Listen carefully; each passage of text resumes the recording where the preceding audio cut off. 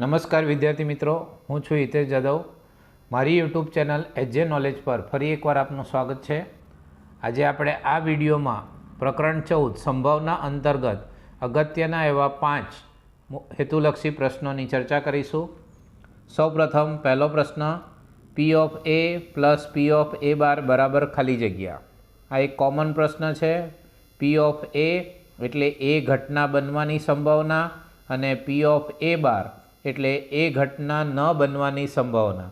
આ બંને એકબીજાની પૂરક ઘટના છે, તેથી આ બંનેનો સરવાળો હંમેશા 1 થાય. ઘટના એ બને તેની સંભાવના અને ઘટના એ ન બને તેની સંભાવના, તેનો સરવાળો હંમેશા 1 થાય છે. આગળ બીજો હેતુલક્ષી પ્રશ્ન, પી ઓફ એ બાર બરાબર 0.65 તો પી એ શોધવો છે.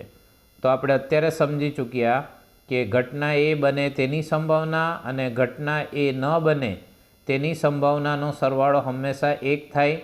તો અહીં પી ઓફ એ બારની કિંમત આપણને આપેલી છે અને પી એ એટલે કે પી ઓફ એ ઘટનાની સંભાવના આપણે શોધવાની છે. તો પી ઓફ એ બારની જગ્યાએ આપણે 0.65 મૂકીશું અને બરાબર 1. 0.65ની જગ્યા બદલીએ તો પી ઓફ એ બરાબર 1 માઇનસ 0.65. હવે 1માંથી 0.65 બાદ કરીએ તો આપણને જવાબમાં મળશે 0.35. આમ અહીં મૂળ નિયમ છે કે ઘટના બને તેની સંભાવના અને ઘટના ન બને તેની સંભાવનાનો સરવાળો હંમેશા 1 થાય છે.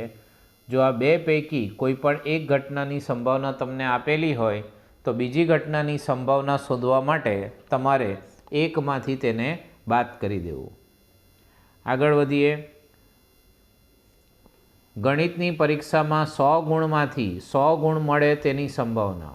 તો મિત્રો યાદ રાખશો કે 100 ગુણમાંથી 100 ગુણ મેળવવાને છે તો 100માં અંક 100 એક જ વખત આવશે, પરંતુ ગુણની વાત છે તો વિદ્યાર્થીએ મેળવેલા ગુણ 0 પણ હોઈ શકે. આમ વિદ્યાર્થીઓ 0થી શરૂ કરીને 100 પૈકી કોઈ પણ ગુણ મેળવી શકે.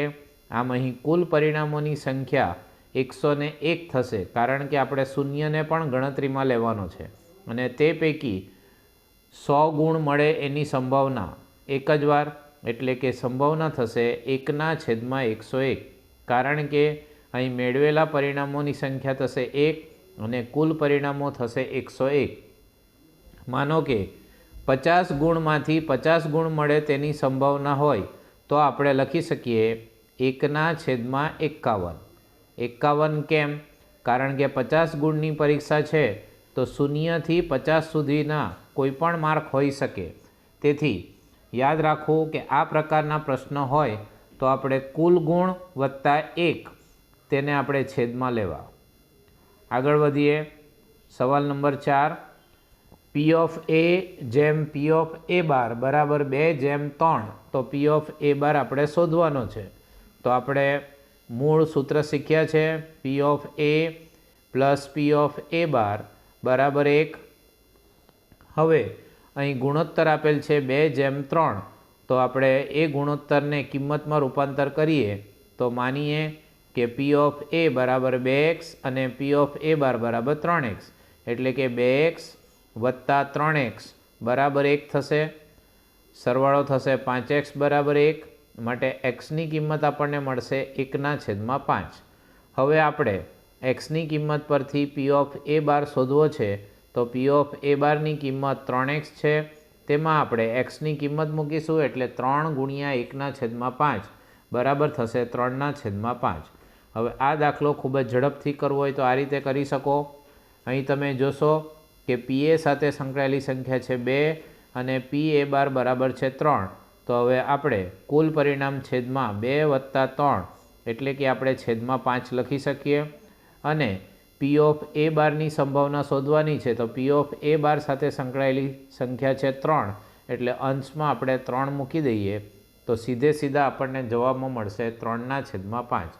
એ જ રીતે જો આપણને પી ઓફ એ શોધવું હતે તો આપણે છેદમાં મૂકતે 5 અને અંશમાં પી એ સાથે સંકળાયેલી ગુણોત્તરની સંખ્યા છે 2, તો આપણને પીએનો જવાબ મળશે 2/5. એક વધુ ઉદાહરણ જોઈએ. માનો કે પી ઓફ એ જેમ પી ઓફ એ બાર બરાબર 1/4 આ પરિણામ હતે તો આપણે પીએ અને પીએ બારની કિંમત શોધવી હોય તો આ રીતે શોધી શકાય. પીએ બરાબર છેદમાં 5 થશે કારણ કે 1 અને 4નો સરવાળો 5 અને અંશમાં આવશે 1 અને પી ઓફ એ બાર આપણે શોધવું હોય તો 4/5 આવે. આમ છેદમાં 2 અંકોનો સરવાળો કરીને કુલ પરિણામ લેવા અને અંશમાં જે ગુણોત્તરની સંખ્યા હોય તે. પાંચમો અગત્યનો હેતુલક્ષી પ્રશ્ન, લીપ વર્ષમાં ફેબ્રુઆરી મહિનામાં 5 સોમવાર આવે તેની સંભાવના. તો આપણે જાણીએ કે લીપ વર્ષમાં ફેબ્રુઆરી મહિનામાં 29 દિવસ હોય છે. અત્યારે ચાલુ વર્ષ એટલે કે 2024 એ લીપ વર્ષ છે કે જેમાં ફેબ્રુઆરી મહિનામાં 29 દિવસ હતા. હવે કુલ દિવસ છે 29 અને અઠવાડિયાના દિવસો આવે છે 7. તો હવે 7 વડે આપણે ભાગાકાર કરીએ તો 7 ચોક 28 એટલે શેષ વધે છે 1. આ શેષને અંશ તરીકે લઈને છેદમાં આપણે 7 મૂકીએ એટલે આપણને સંભાવના મળશે 1/7. આમ અહીં લીપ વર્ષમાં ફેબ્રુઆરી મહિનામાં 5 સોમવાર આવે તેની સંભાવના થશે 1/7. આમ અહીં આપણે આ ભાગમાં પ્રકરણ 14ના અગત્યના એવા હેતુલક્ષી પ્રશ્નોની ચર્ચા કરી. બીજા ભાગમાં આપણે અન્ય પ્રકરણના હેતુલક્ષી પ્રશ્નની પણ ચર્ચા કરીશું. Thank you.